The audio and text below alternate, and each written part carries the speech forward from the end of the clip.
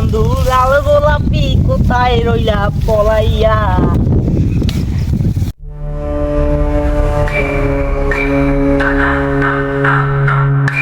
কাকা জমিতে কেমন ফসল হয়েছিল? আর ফসল সব বন্ধুদের কুচাইতেছে। শুনছি কি দুনিয়া একটা সাপ আইছে। আমিও শুনছি সাপটা নাকি খুব ভয়ঙ্কর, কামড় দিলে আর রক্ষা নেই।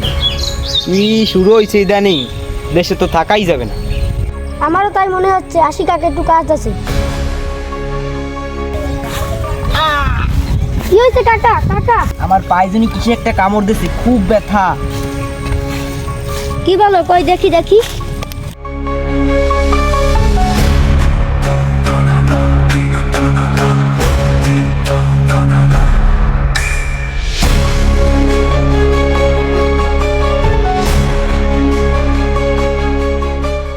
তাড়াতাড়ি চলেন, ওদিকে উত্তমকার অবস্থা খুবই খারাপ, দেরি করলে বাঁচানো সম্ভব হবে না। আমি তো বৃদ্ধ মানুষ, আমি তো এত জোরে হাঁটতে পারি না।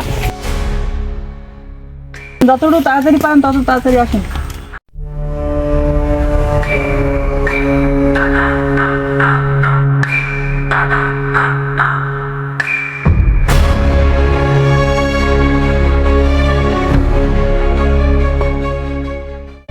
এত দেরি করলেন আব্দুল কাকা?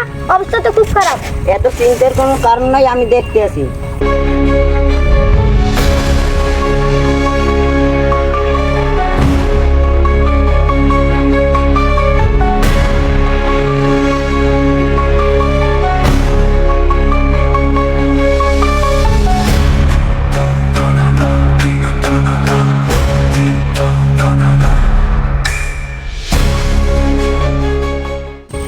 কি হলো কাকার, কি হলো?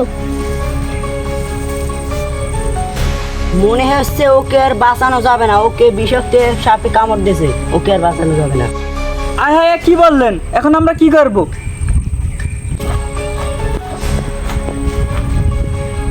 কি হয়েছে এখানে?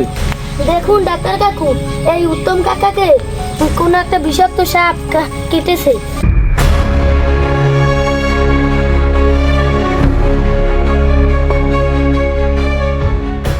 হ্যাঁ, এ কি করলেন? ওদের কাছে না নিয়ে ডাক্তারের কাছে নিলে হয়তো এখন বাঁচানো যেত। এখন উপায় কি ডাক্তার সাহেব? উনি তো মারা গেছেন, ওনাকে বিষাক্ত রাসেল ভাইপার সাপে কামড় দিয়েছেন। এত ওজা তো দূরের কথা, ডাক্তাররাই বাঁচাতে হিমশিম খেয়ে যায়। সারা দেশ জুড়ে ছড়িয়ে পড়েছে রাসেলস ভাইপার আতঙ্ক। এই সাপে কাটলে কোনো কুসংস্কারের আশ্রয় নেবেন না। ওঝা বা কবিরাজের কাছে না গিয়ে আক্রান্তকে দ্রুত ডাক্তারের কাছে নিয়ে যান। নিজে সচেতন হন ও অন্যকে সচেতন করুন।